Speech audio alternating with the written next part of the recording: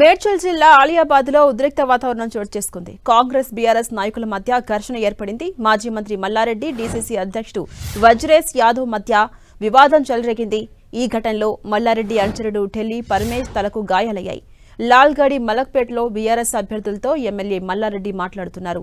అదే సమయంలో ప్రచార రథంతో వచ్చిన వజ్రేష్ యాదవ్ కాంగ్రెస్ పార్టీకి చెందిన పాటలు పెట్టాడు. సౌండ్ తగ్గించమని చెప్పడంతో ఇరు పార్టీల మధ్య గొడవ ఏర్పడింది. తమ ప్రచార రథం డీజే వైర్లు తొలగించాలని కాంగ్రెస్ నాయకులంతా కూడా ఆగ్రహాన్ని వ్యక్తం చేశారు. డీజే వైర్లు తొలగించిన వారిపై చర్యలు తీసుకోవాలని కాంగ్రెస్ నాయకులు రోడ్డున బైఠాయించారు.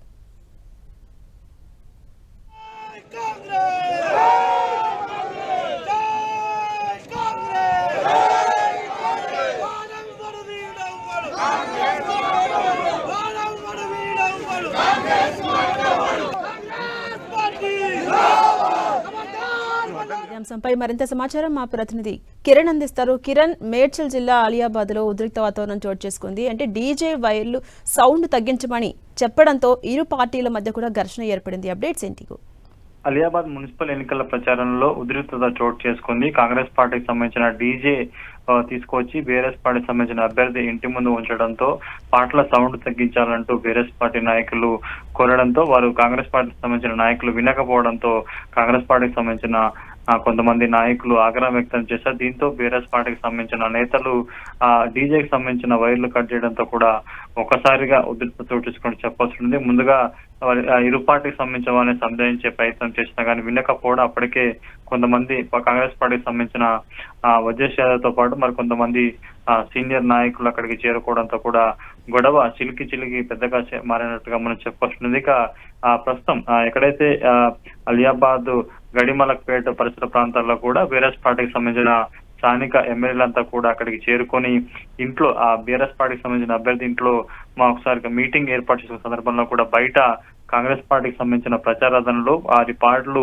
ఎక్కువ సౌండ్ పెట్టడంతో కూడా తగ్గించాలంటూ రిక్వెస్ట్ చేశారు. కానీ వినకపోవడంతో కూడా ఒకసారిగా ఆగ్రహానికి గురైన బీఆర్ఎస్ పార్టీకి సంబంధించిన కార్యకర్తలు డీజేకి సంబంధించిన వాహనానికి వైర్లు కట్టడంతో కాంగ్రెస్ పార్టీకి సంబంధించిన నాయకులు ఆగ్రహం వ్యక్తం చేసినట్టుగా మనం చెప్పుకోవచ్చు. ప్రస్తుతానికైతే పెద్ద సంఖ్యలో కూడా ఇరు పార్టీ సంబంధించిన బీఆర్ఎస్ పార్టీతో పాటు కాంగ్రెస్ పార్టీకి సంబంధించిన ముఖ్య నాయకులంతా అక్కడికి చేరుకోవడంతో కూడా ఉద్రిక్త పరిస్థితి చోటు చేసుకుంది. వెంటనే పోలీసులు ఘటనా స్థలాన్ని చేసుకుని ఇరు పార్టీకి సంబంధించిన నేతలను సంజాయించే ప్రయత్నం చేశారు. అప్పటికే కొంతమంది కాంగ్రెస్ పార్టీకి సంబంధించిన నేతలు బీఆర్ఎస్ పార్టీకి సంబంధించిన స్థానిక నాయకులకు సంబంధించి కూడా వారి మీద భౌతిక దాడులు చేయడంతో కొంతమందికి తలతో పాటు పలు చోట్ల గాయాలు. కానీ ఒకసారిగా పరిస్థితి చేయి దాటిపోవడంతో కూడా పోలీసులు పెద్ద సంఖ్యలో చేరుకొని అక్కడ సంబంధించిన ఇరు పార్టీలకు సంబంధించిన నాయకులను పంపించే ప్రయత్నం చేశారు. ప్రస్తుతానికి అయితే ఉద్రిక్తత కొనసాగుతుంది. కాంగ్రెస్ పార్టీకి సంబంధించిన ముఖ్య నాయకులు, స్థానిక సంబంధించిన నాయకులు, అదేవిధంగా